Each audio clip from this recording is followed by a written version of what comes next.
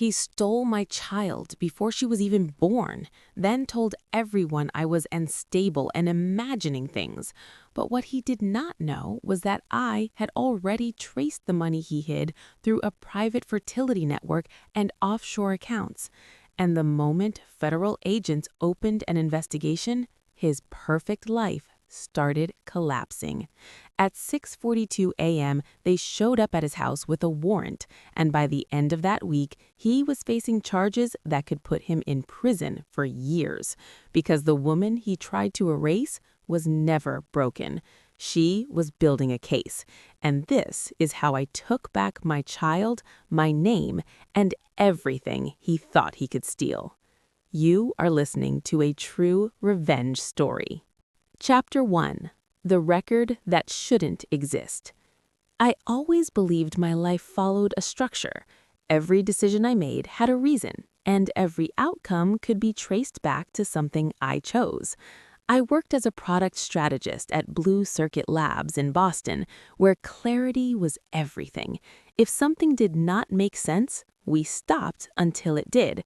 That was how I stayed in control. So when the email arrived, it felt like a flaw in a system that had never failed me.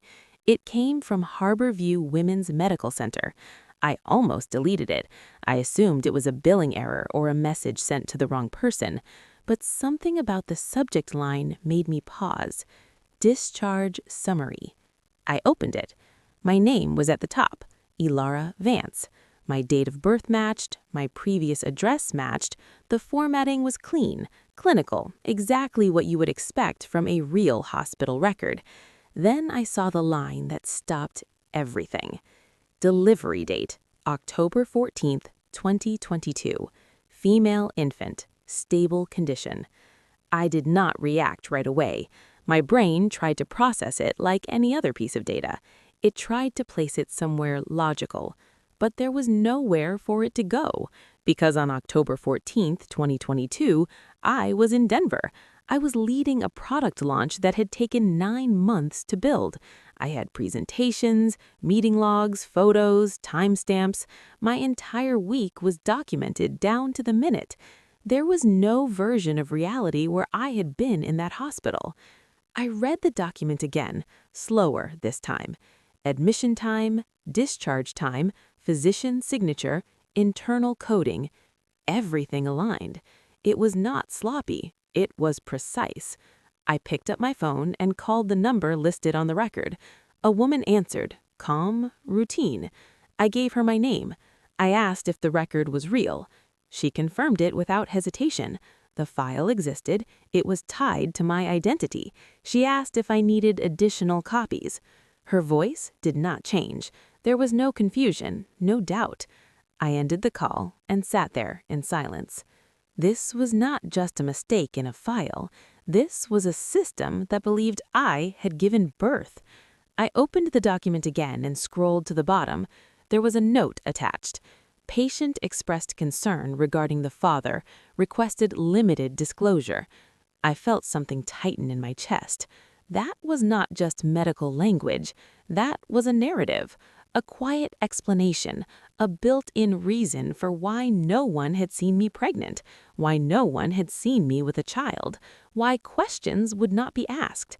It was a complete story, and it was written under my name. I closed my laptop and pressed my hands against my face, trying to steady my breathing. Then a memory surfaced.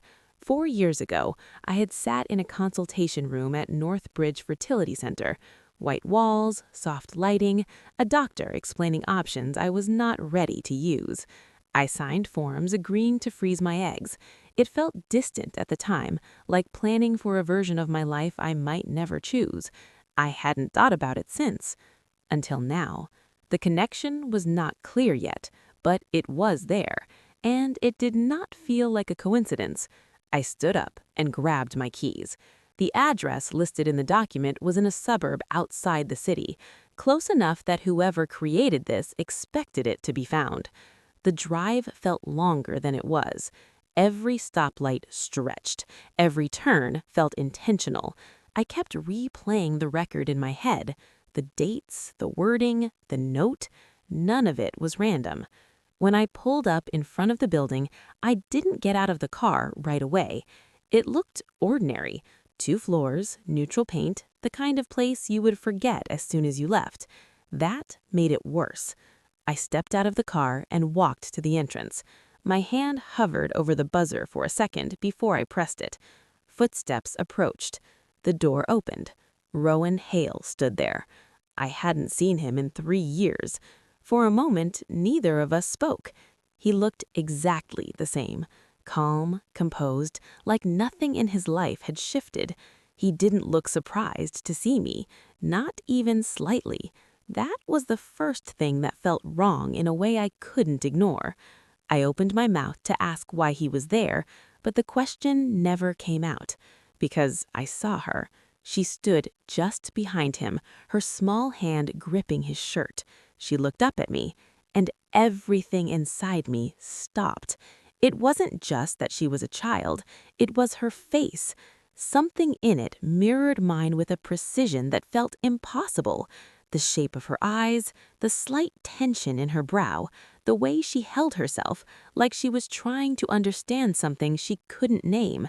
My chest tightened, my vision blurred for a second. I took a step forward without thinking. Rowan shifted just enough to block the doorway. My voice came out lower than I expected. If that record is real, then who is she? He didn't answer. He just watched me, steady, controlled, like this moment had already happened for him. And that was when it settled into place. This was not an accident. Every detail in that record had been placed there deliberately. Every word, every timestamp, every explanation. Someone had built this. Someone had used my name, my history, my biology. Someone had turned my life into something else, and they had done it carefully enough that the system believed it. I felt the realization hit in a way that was colder than fear. Someone did this to me, not randomly, not by mistake. And standing there, looking at that child, I understood something worse than losing control. This was not the beginning of the problem. This was the result of something that had already gone very wrong. Someone had already taken my life and rewritten it without me. Chapter 2. The Life He Rewrote. I barely slept. Every time I closed my eyes, I saw her face again. Not just the resemblance, the way she pulled away from me, the way her body leaned toward him like that was where safety lived. By morning, something inside me had settled.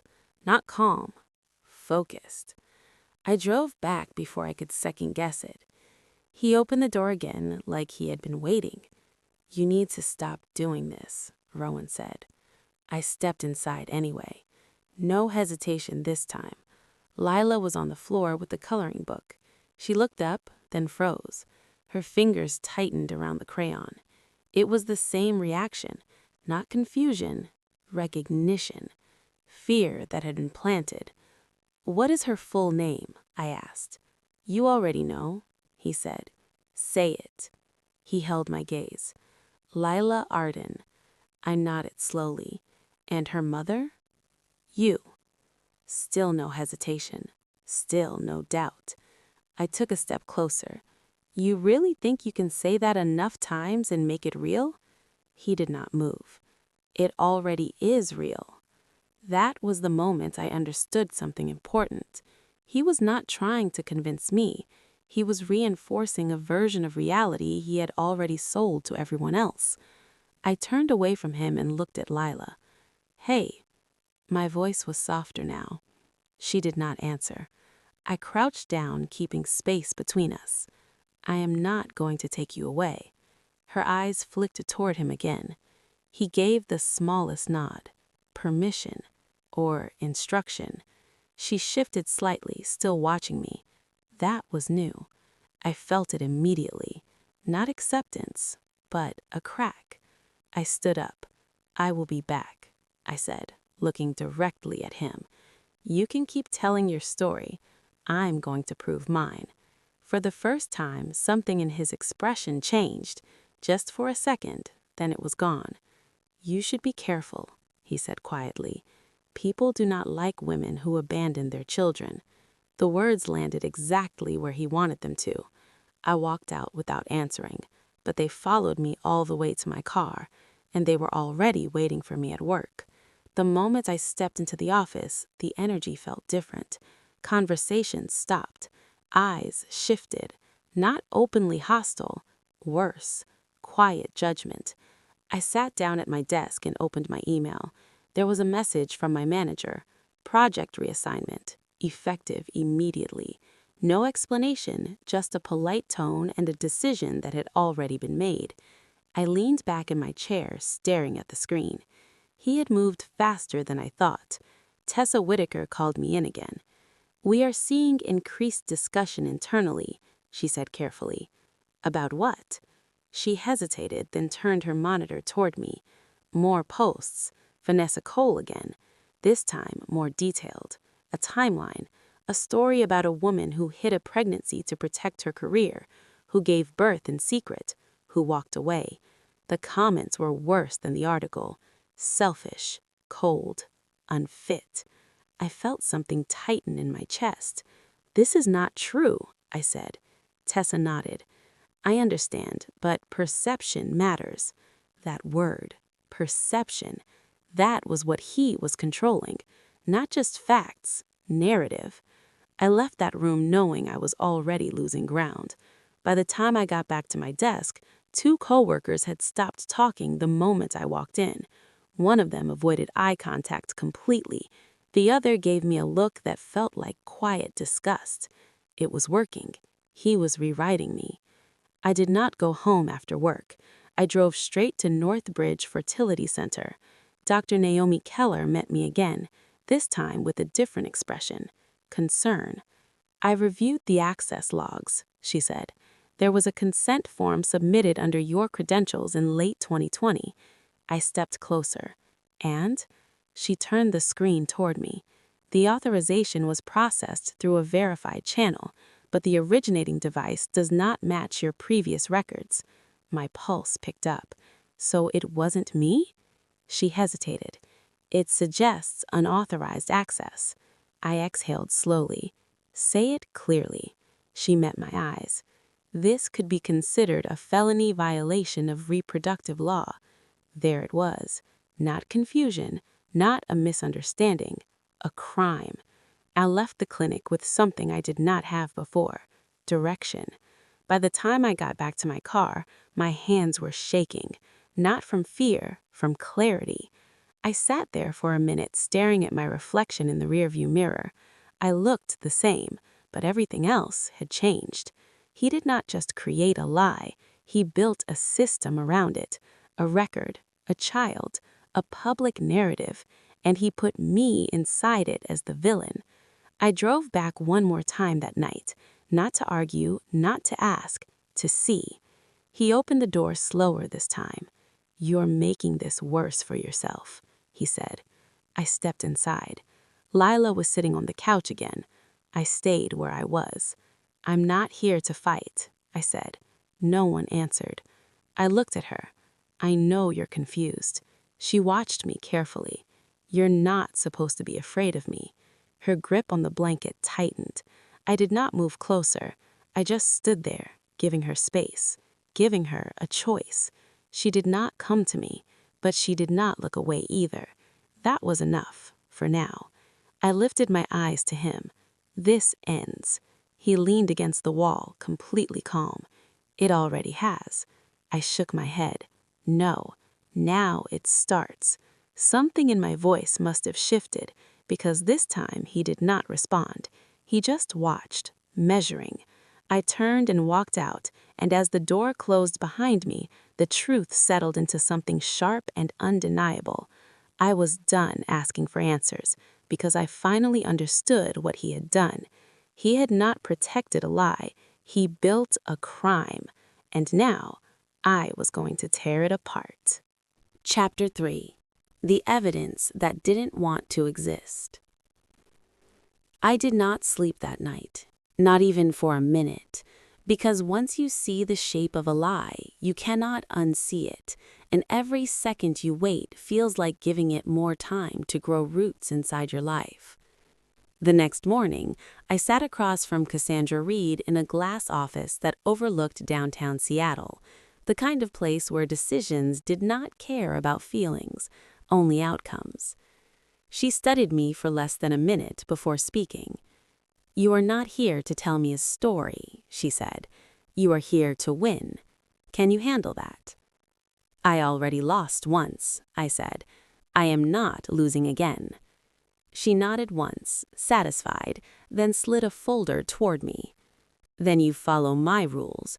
No emotional decisions, no public moves. If we push too early, Child Protective Services can step in, and your daughter could be removed from both households." The word "removed" landed like a punch to my ribs.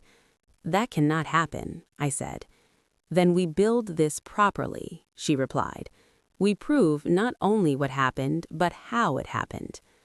That was the first moment I understood this was not a custody dispute. This was a controlled demolition. 2 days later, I met Ethan Carter in a parking garage beneath a hospital that smelled faintly of antiseptic and old concrete. He did not shake my hand. "I already know why you hired me," he said. "You think your child was taken." "I do not think," I said. "I know something is wrong." He studied my face, then gave a small nod. "Good. Certainty makes my job easier." He started at the hospital where Leela had been born. Night shift records, security footage, digital logs that most people forgot existed. 3 days passed before he called me. "Meet me," he said. "I found something." We sat in his car, the engine off, the air heavy with silence. He handed me a tablet. "Watch this," he said. It was grainy footage from a hallway outside the maternity ward.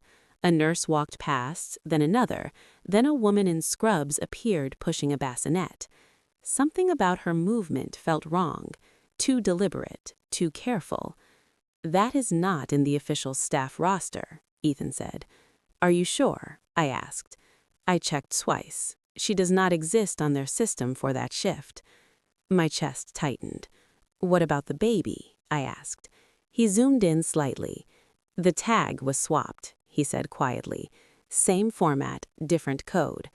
I stared at the screen, my hands trembling. "So it was planned," I whispered. "Yes, and whoever did it knew exactly how the system worked." The next name he gave me was Marissa Cole, a nurse who had been on duty that night.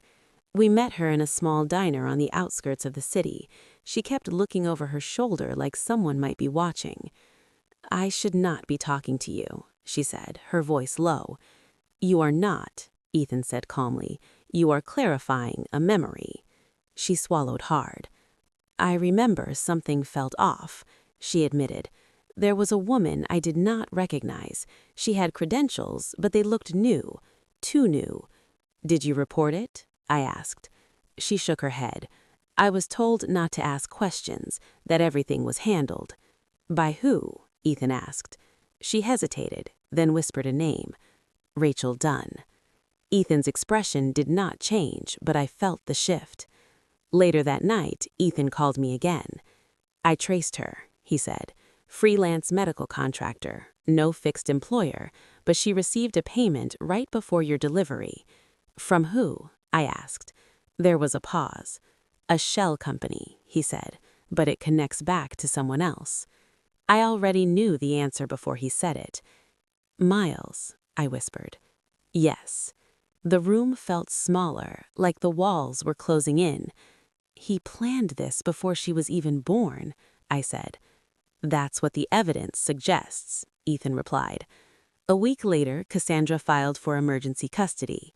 The hearing came fast, too fast for the truth to catch up. Miles stood in court looking calm, composed, every inch a devoted father.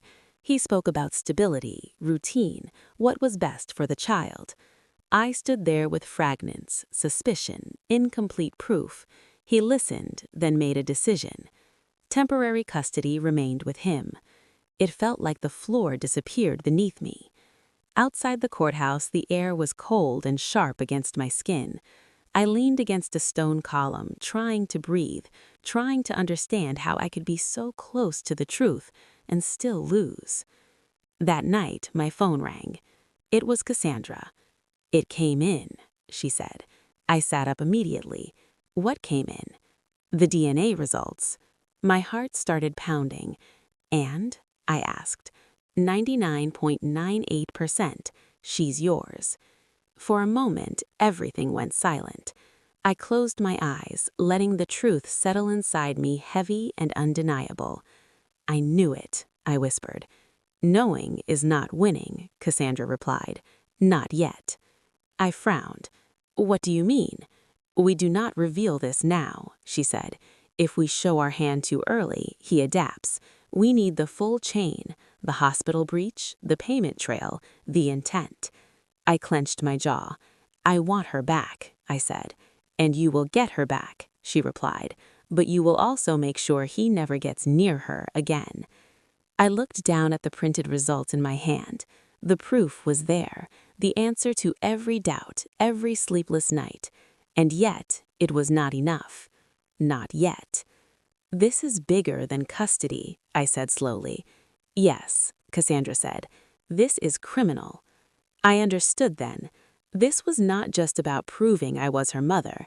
It was about proving that he had built a system to steal her, a system that involved money, people, access, and silence. And systems like that didn't collapse easily. They had to be dismantled piece by piece. I folded the paper carefully, as if it were something fragile, something that could break if I handled it the wrong way. "Tell me what to do," I said. Cassandra did not hesitate. "You wait, and you let us finish building the case." Waiting felt impossible, but losing again felt worse. I sat in the dark that night, the DNA results resting on the table in front of me, glowing faintly under the light.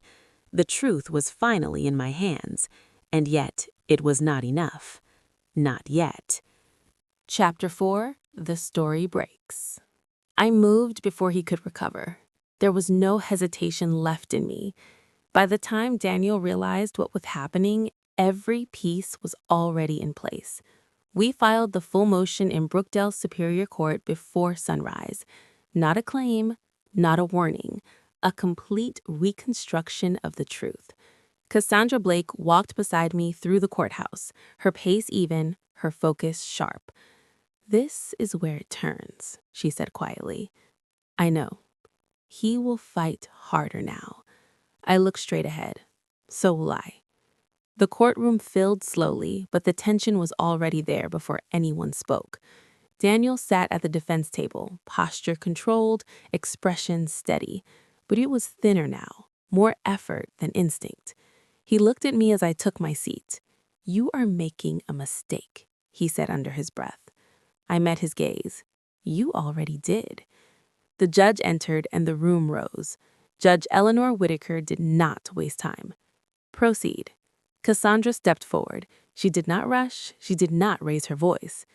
"Mr. Hayes, you have stated under oath that Miss Voss is the biological mother who abandoned her child. Is that correct?" Daniel nodded. "Yes." "Without coercion, without error?" "Yes." A pause. Then Cassandra placed the first document on the table.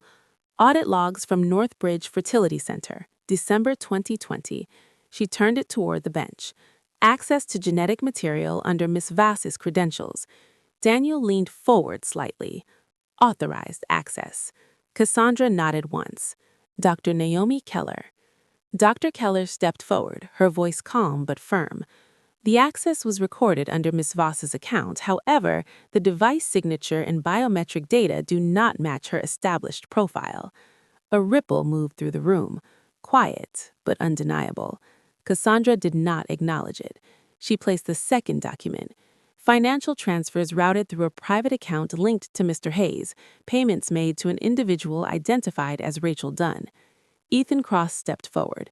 The account traces directly to Mr. Hayes, structured to avoid standard reporting thresholds. Daniel's voice sharpened. "This is speculation." "No," Cassandra said softly. "It is traceable."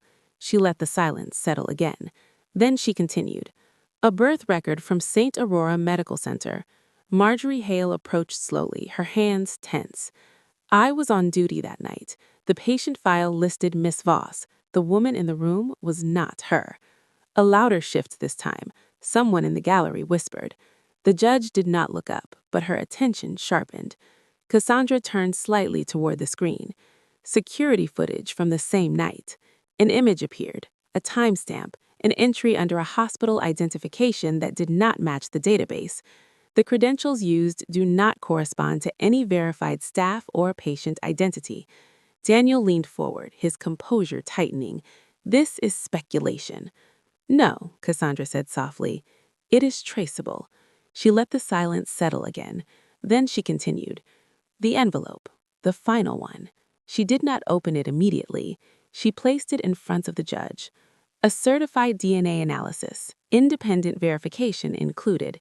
Daniel's eyes locked onto it.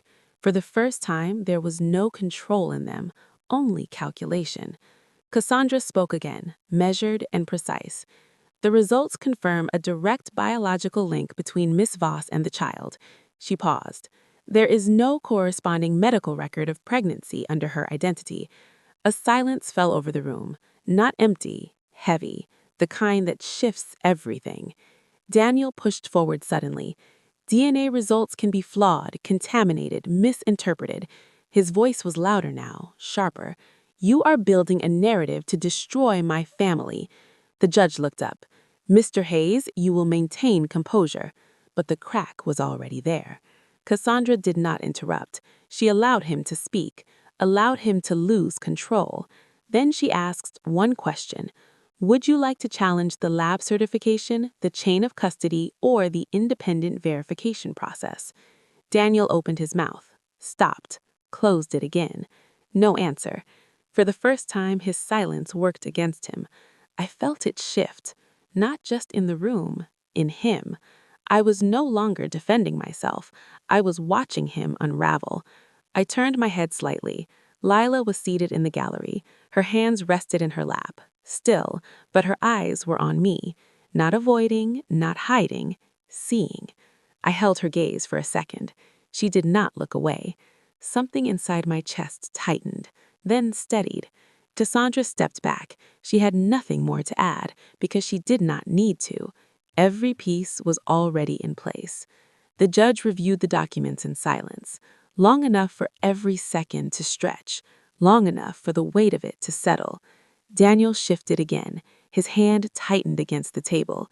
This is manipulation, he said under his breath. No one responded because the evidence already had. Judge Whitaker closed the file slowly, her voice calm. The court will take this under review. But the decision was already written in the air. Not official, not spoken, but undeniable. Daniel looked at me again. No confidence now, no certainty, only something closer to realization. I held his gaze, steady, unmoving, because for the first time, I was not the one being judged. I was holding the truth, and there was nothing he could do to take it back. A quiet ripple moved through the room as people began to shift in their seats. Not loud, but different. The story had changed, not slowly, all at once. And as I stood there, I saw it clearly. The version he built was collapsing, and for the first time, he was the one losing control. Chapter 5. The Life I Take Back. The decision came down on a quiet Thursday morning. No build-up, no suspense. Just a courtroom that had already shifted long before the words were spoken. Judge Eleanor Whitaker looked down at the file, then back up. Full legal custody is granted to Ilara Voss. The sentence landed without force, but it changed everything. Parental rights are terminated. The birth record will be corrected. The child will be legally recognized as Lila Voss. I did not move. I did not react. Because this was not a moment that needed reaction. It needed recognition. Daniel Hayes sat across the room, completely still. For a second, he looked like he was about to say something. Then he did not. The control he had built was gone, and there was nothing left to replace it. 2 weeks later, the consequences began to surface, not loudly, but publicly. An internal investigation was opened into Northbridge Fertility Center. Licenses were reviewed. Access logs were audited. The name Rachel Dunn appeared in multiple reports, then disappeared again. Marjorie Hale was called in for questioning, and Daniel Hayes. He lost his position within a week, not officially for what he had done, but because everything around him no longer held. His credibility, his authority, his story. People stopped listening. That was enough. I did not follow the details. I did not need to, because I understood something clearly. Karma does not always arrive as punishment.